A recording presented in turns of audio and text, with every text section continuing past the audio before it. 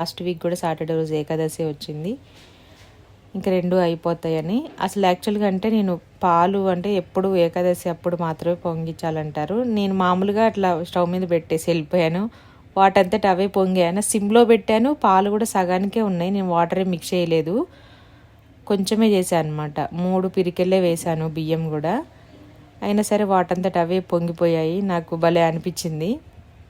అంటే ఆ రోజు యాక్చువల్గా నేను పాలు పరమాన్నం చేస్తాను, కానీ 7 శనివారాలు వ్రతం చేసినప్పుడు పులిహోర, పరమాన్నము, సేమియా పాయసము, కొబ్బరికాయ, వడపప్పు, పానకము ఇవి చేస్తూ ఉంటాము. కానీ పాలైతే పొంగించాలని ఏం లేదు. అంటే మనకి పరమాన్నం చేసిన ప్రతిసారి పొంగించాలని లేదు. గృహప్రవేశం అప్పుడు కొన్ని మనం పండగలప్పుడు సిచ్యువేషన్స్ అప్పుడు మాత్రమే కంపల్సరీ. ఏకాదశి మాత్రం పొంగించుకోవచ్చు. ఆ రోజు ఏకాదశి అవ్వడం నేను తెలియకుండానే పాలు పొంగడం అట్లా జరిగిపోయింది. నేను వీడియో కూడా ఏం షూట్ చేయలేదు అసలు, కావాలని మామూలుగా అట్లా పెట్టేసి వెళ్ళాను. తర్వాత గిన్నె నిండా పొంగిపోయి వచ్చాయి అనమాట. పిల్లలకైతే ఆకలేస్తుంది. అలాగే మధ్యాహ్నం లంచ్లో కూడా పులిహోర తీసుకెళ్దామనేసి ఫస్ట్ వంట చేసేసాను. నేను కొంచెం ఫ్రెష్ అయ్యి అవి చేద్దాం అనుకున్నాను, కానీ ఆకలేస్తుందంట వాళ్ళకి బాగా. నైట్ కూడా తొందరగా తినేశారు.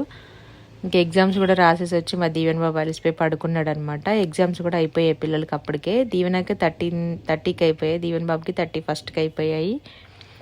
ఇంకా ఆనందంలో తొందరగా తినేసి తొందరగా పడుకున్నారు. ఊరెళ్ళాలి, తొందరగా లేగాలనేసి. ఇంకా ఆకలేస్తుందంటే ఫస్ట్ ఇంట్లో ఉన్న వాళ్ళ కడుపు మార్చేసి మనం పూజ చేసినా సరే దేవుడు అది అంటే ఏమంటారు ఒప్పుకోడు అనమాట.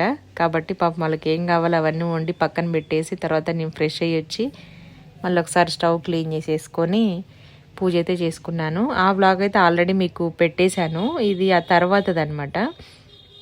ఇది సపరేట్గా తీసేసాను. అన్ని దాంట్లో మిక్స్ చేయడం ఎందుకు, ఎక్స్ప్లెయిన్ చేయడానికి అవ్వదు అనేసి. ఆల్రెడీ 7 శనివారాలు అవుతుంది, 7వ వారం కూడా అయిపోయింది. ఇది మామూలుగా ఇంకా మార్నింగ్ టైం ఇల్లంతా క్లీన్ చేసేసుకున్న తర్వాత పిల్లలకి లంచ్ బాక్స్లోకి ఏమో పులిహోర చేశాను మధ్యాహ్నం తీసుకెళ్ళడానికి. మళ్ళీ బయట ఫుడ్ ఎందుకులే అని టిఫిన్లోకి ఏమో కిచిడి చేశాను అనమాట. ఇందులోకి వచ్చేసి ఆయిల్ వేసేసుకొని కొంచెం జీలకర్ర, ఆవాలు యాడ్ చేసుకొని దాంట్లో కొంచెం కరివేపాకు, పచ్చిమిర్చి, ఉల్లిపాయలు, క్యారెట్, గ్రీన్ పీస్ అండ్ పచ్చి బఠానీ అవి కొంచెం కలర్ అవి వస్తాయి కాబట్టి కలర్ వేసి, కాయలు ఉంటే కాయలు తీసుకొస్తాను, లేదు అంటే ప్యాకెటే తీసుకొచ్చేసి కొంచెం ఉప్పు వేసి ఉడకబెడతారనమాట. డార్క్ గ్రీన్ కలర్లో వస్తుంది కలరు, మామూలుగా రాదు చూడండి. డైరెక్ట్గా అలానే వాడొద్దు, ఫుల్ కలర్ కలుపుతారు కెమికల్స్ అవి. కాబట్టి నేను ఉడికించేసి మామూలు కొంచెం వాటర్ బాయిల్ అయ్యేటప్పుడే దాంట్లో సాల్ట్ వేసి వేస్తాను బఠానీలు. ఆ తర్వాత ఒక 5 మినిట్స్ ఉడికిస్తే దాంట్లో ఉన్న కలర్ మొత్తం పోయి గ్రీన్ కలర్లో వస్తుంది. నేను ఒకవేళ యూజ్ చేయాలనుకుంటే అలాగే చేస్తాను. డైరెక్ట్